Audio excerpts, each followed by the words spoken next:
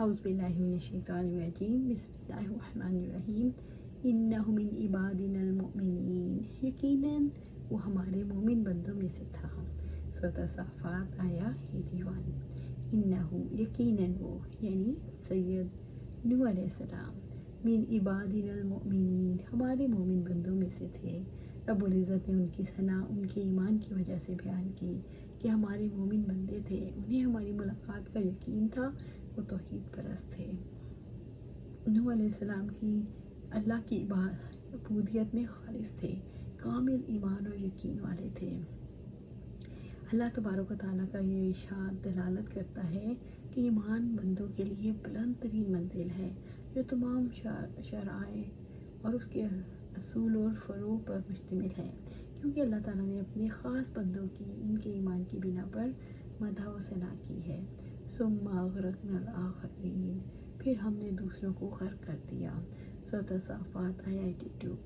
ثم اغرقنا الآخرین، پھر ہم نے دوسروں کو غرق کر دیا۔ قوم نوح کے کافر شرک اور جھٹلانے والوں کے بعد انہیں طوفان سے غرق کر دیا۔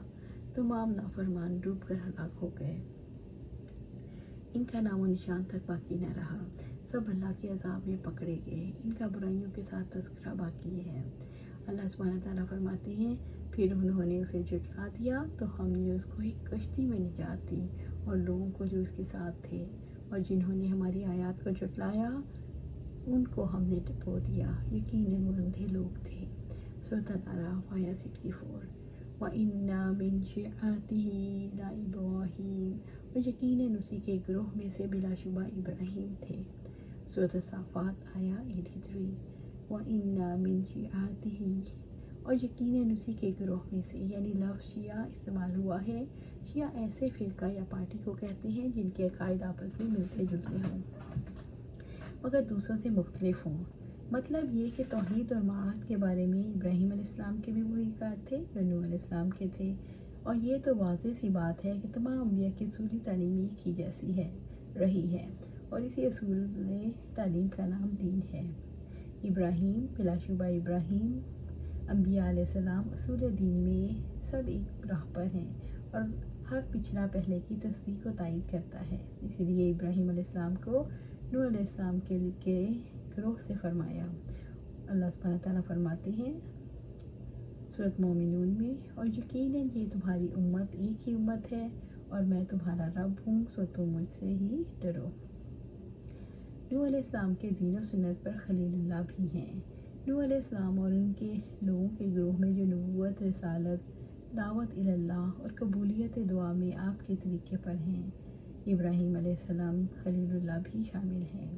ابراہیم علیہ السلام بھی نوح علیہ السلام کے گروہ میں سے تھے۔ اس گروہ کے کیوں؟ اس کی وجہ، یہ لوگ توحید پرست تھے، ان کا گروہ کی خصوصیات، یہ لوگ اللہ کی طرف رجوع کرنے والے تھے، ان لوگوں کی دعوت ایک ہی تھی۔ اذ جاء ربہ بقلب سلیم، جو اپنے رب کے پاس قلب سلیم لے کر آئے۔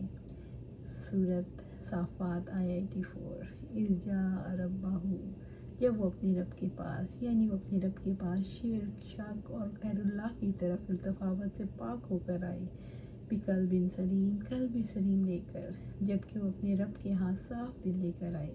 شرک شبہات شہوات سے، جو تصور حق اور اس پر عمل کرنے سے مانی ہے۔ جب بندہ مومن کا قلب ہر برائی سے پاک اور سلامت ہو تو اسے ہر قسم کی بھلائی حاصل ہوگی۔ بندہ مومن کا سلیم القلب ہونا یہ ہے کہ اس کا دل مخلوق کے دھوکہ دینے، ان سے حسد کرنے اور اس قسم کے دیگر برے اخلاق سے سلامت اور محفوظ رہے۔ قلب سلیم شرک اور برائی سے محفوظ دل کو کہتے ہیں، جس میں یہ عقیدہ ہو کہ اللہ تعالیٰ کے سوا کوئی حقدار عبادت نہیں، اللہ برحق ہے اور زندگی کے بعد موت یقینی ہے، ہر قسم کی علتوں اور آفات نفسہ سے سالم دل، جیسے حسد، کینہ اور بری نیتوں سے پاک۔ رب العزت نے قلب سلیم کے جزا کے بارے میں فرمایا۔ سورۃ الشعراء میں ہے، جس دن نہ مال کام آئے گا اور نہ بیٹے، مگر جو اللہ تعالیٰ کے پاس سلامتی والے دل کے ساتھ آئے۔ نعمان بن بشیر رضی اللہ تعالیٰ عنہ بیان کرتے ہیں کہ آپ صلی اللہ علیہ وسلم نے فرمایا خبردار ہو جاؤ، جس میں گوشت کا ایک ایسا ٹکڑا ہے اگر وہ درست ہو جائے تو سارا جسم درست ہو جاتا ہے، اگر وہ خراب ہو جائے تو سارا جسم خراب ہو جاتا ہے۔ خوب سن لو، وہ ٹکڑا دل ہے۔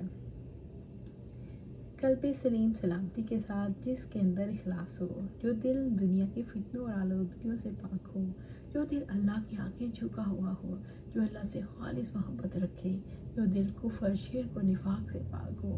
اذ قال لأبیہ وقومہ ماذا تعبدون، اور جب اس نے اپنے باپ اور اپنی قوم سے کہا تم کس کی عبادت کرتے ہو۔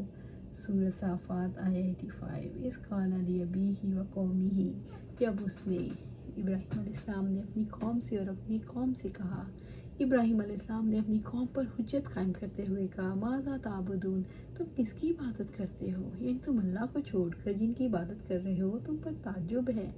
ماذا تعبدون، اس کے سوال سے ابراہیم علیہ السلام نے کس حقیقت کی طرف توجہ دلائی؟ ابراہیم علیہ السلام نے اپنے والد کو توجہ دلائی ان چیزوں کی حقیقت کو دیکھیں جن کی آپ پرستش کرتے ہیں، کیا اس قابل ہیں کہ ان سے ان کی بندگی کرے یا یہ کہ کوئی ان کا غلام ہو؟ اَئِفْکًا آلِہَةً دُونَ اللہِ تُرِیدُونَ، کیا تم اللہ تعالیٰ کے بجائے من گھڑت معبودوں کو چاہتے ہو؟ سورۃ صافات آیہ 86۔ اَئِفْکًا آلِہَةً دُونَ اللہِ، کیا اللہ کی بجائے من گھڑت معبودوں، تم اللہ کو چھوڑ کر تمہارا سچا معبود ہے چھوٹے معبودوں کی عبادت کرتے ہو۔ تُریدون، تم چاہتے ہو، جن کے بارے میں تمہارا گمان ہے وہ معبود ہیں، وہ عبادت کا حق نہیں رکھتے، تو تم اللہ پر جھوٹ کرتے ہو۔ ابراہیم علیہ السلام نے بتوں کے بارے میں واضح کیا کہ یہ بت پتھر کے ہی ہیں اور خود کھڑے ہیں، ان کے من گھڑت ہونے میں کوئی شک نہیں، کیا تم اللہ کو چھوڑ کر ان کی عبادت کرتے ہو؟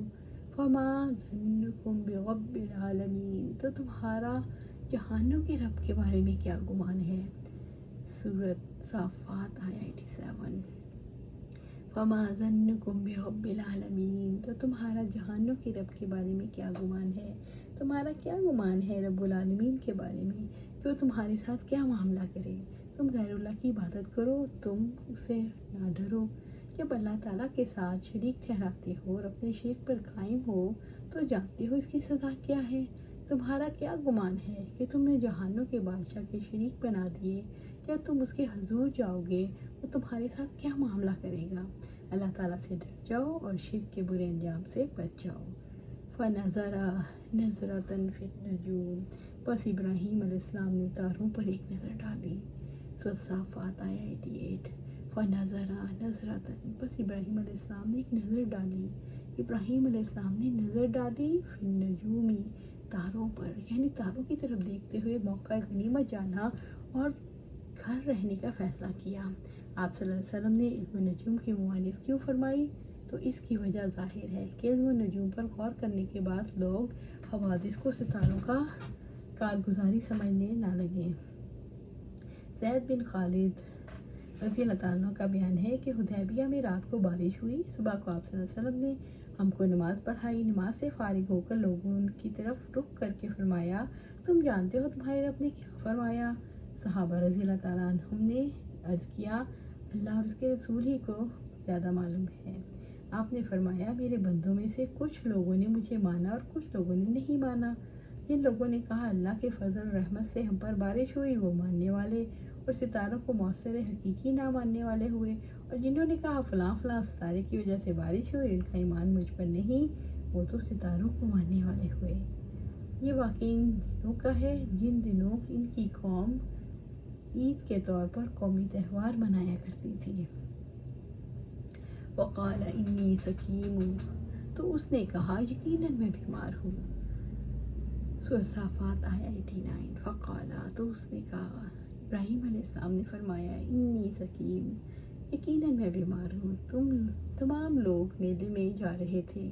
ابراہیم علیہ السلام نے تنہائی میں بت توڑنے کے لیے ذومانی فکرہ بولا جو اصل میں صحیح ہے۔ انہوں نے آپ کو جسمانی طور پر بیمار سمجھا جبکہ وہ دلی بیماری میں مبتلا تھے، وہ اپنی قوم کی بت پرستی سے دل برداشتہ تھے۔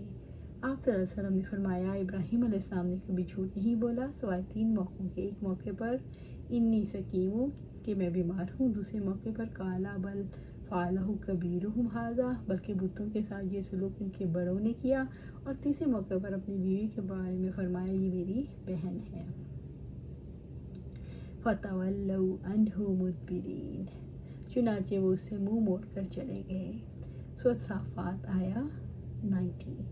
فَتَوَلَّوْا عَنْهُ مُدْبِرِينَ، چنانچہ وہ اس سے منہ موڑ کر چلے گئے۔ ابراہیم علیہ السلام کے عذر کو قبول کر کے لوگ میلے میں چلے گئے۔ ابراہیم علیہ السلام کو موقع مل گیا کہ وہ خود ساختہ معبودوں کو توڑ ڈالیں۔ اللہ سبحانہ تعالیٰ سے دعا ہے کہ ہمارے دلوں میں بھی جو اس دنیا کے بت رکھے ہوئے ہیں، اللہ سبحانہ تعالیٰ ہم بھی ان بتوں کو چکنا چور کر دیں۔ اللہ سبحانہ تعالیٰ جو یہ مادہ پرستی کے بت ہمارے اندر بھرے ہوئے ہیں، اللہ سبحانہ تعالیٰ ہمیں ہمت دے کے ہم ان کو چکنا چور کر دیں۔ اللہ سبحانہ تعالیٰ ہمیں قرآن سنت پر عمل کرنے کی توفیق دے اور اس پر جما دے۔ اللہ سبحانہ تعالیٰ ہمیں سیدھی راہ پر چلاتے ہوئے جنت الفردوس کے اعلیٰ مقام پر لے جا، آمین یا رب العالمین۔